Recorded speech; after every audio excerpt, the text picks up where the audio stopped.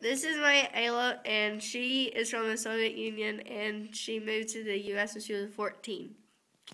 Um, what kind of jobs did your parents have? Um, my mama worked in the chemical laboratory for a fishing company, and my dad worked for the same fishing company, but he worked actually on the ships, catching fish in the Atlantic Ocean. What was life like in Russia? Um, it was simple. It wasn't bad. I know looking back now at Soviet Union, it had a lot of negative aspects to it. But growing up, you didn't know that. We had food, we had a place to live, and it was very peaceful. What seemed to be. Um, do you remember anything about the Berlin Wall?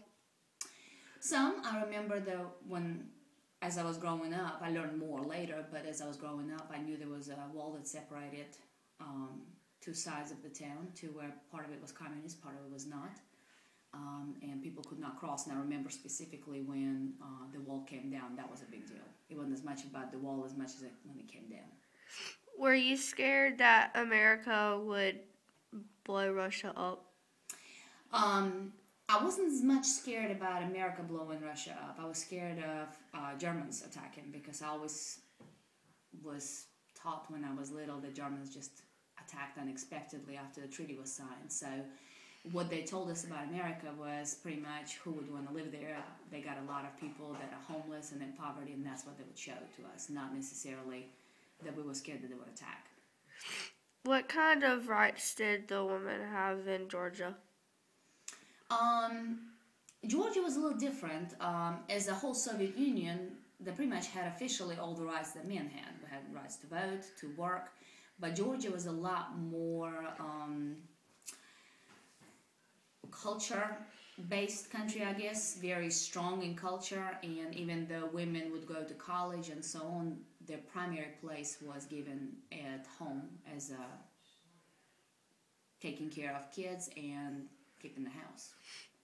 Um, did Georgia have segregation?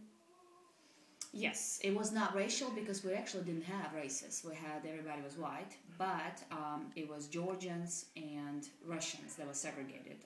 The main language was Russian in the whole country in Soviet Union, but Georgia had its own language. So some schools were Russian-based schools and some were Georgian-based schools. So for example, I went to Russian school because I spoke Georgian some, but not fluent enough. So as Soviet Union came to an end, it became more and more obvious how segregated we were, because it was very nationalistic, and Georgians did not like other republics being in their country, and it caused a lot of tension. So yeah, it felt very unwelcome for a while. Did Russia have fallout shelters like America? They did.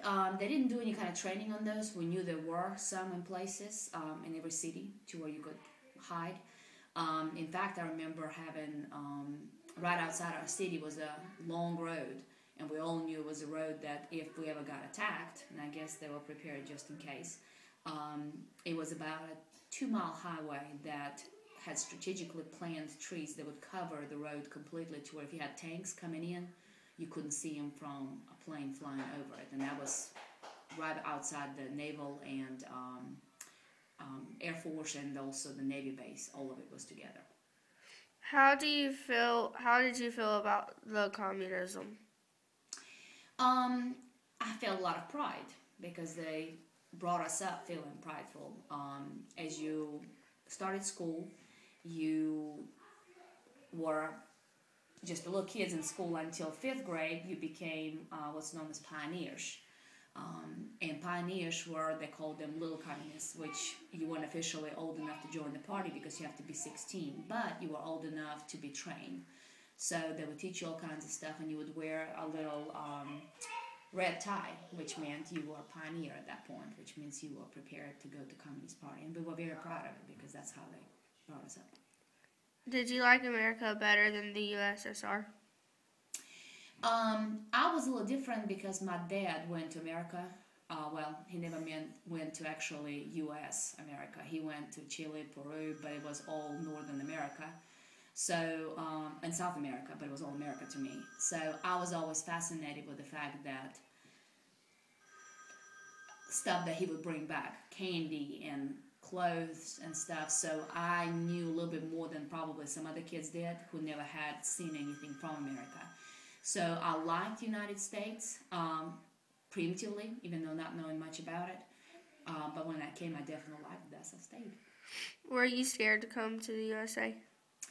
By the time I came, Soviet Union already broke up, so I think a lot more truth came out. So I wasn't as much scared as I was a little apprehensive and nervous because I was coming to a new family that I didn't know at all. But it was more of excitement than scary. How did your parents react to communism? They were also very involved in the sense of pride, and also they were automatically members of the party. Everybody was members of the party. It was pretty much guaranteed. Now, they were never politically very much involved from that aspect. But if you ask him and my dad now, because they're older, they felt like it was a good place to be because they were taken care of. Did you like living in a communist environment? I did, because again, I didn't know any better. I never tried to have freedom of speech or anything else. I did realize that there were certain things we couldn't speak or say, and I didn't realize that it was not normal until I got to the United States. So looking back, you realize you were oppressed to a certain degree because you couldn't say everything you wanted to say about president or other people that were in charge. But back then, we didn't know any better, so it was just a normal way of life, and it was a good life, yeah. Did you ever want to go back to Russia when you came to America?